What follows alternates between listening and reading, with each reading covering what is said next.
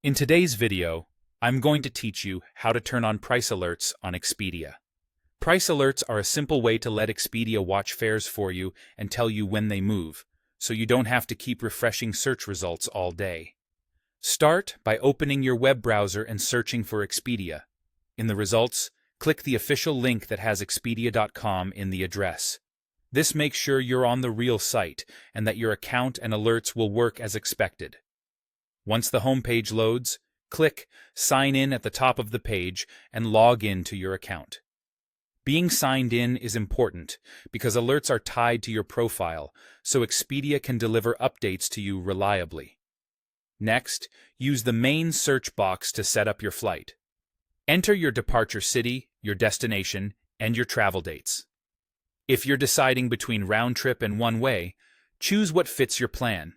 You can also adjust travelers and cabin if you need to, but the key details are the cities and dates. When everything looks right, start the search. On the results page, give it a moment to load the available fares. Now look for the flight price trending graph or the watch prices section. This is typically located near the top of the results or along the side. The price trending graph gives you a quick snapshot of how fares have been moving, which helps you understand if the current price is typical, high, or potentially dropping. Find the switch next to Watch Prices and toggle it to the On position. When it's on, Expedia will start monitoring this exact route and date range for you. From here, you'll receive alerts when prices go up or down for this search. Depending on your settings and devices, those updates may arrive by email or as push notifications if you use the Expedia app. A few tips to make this smoother.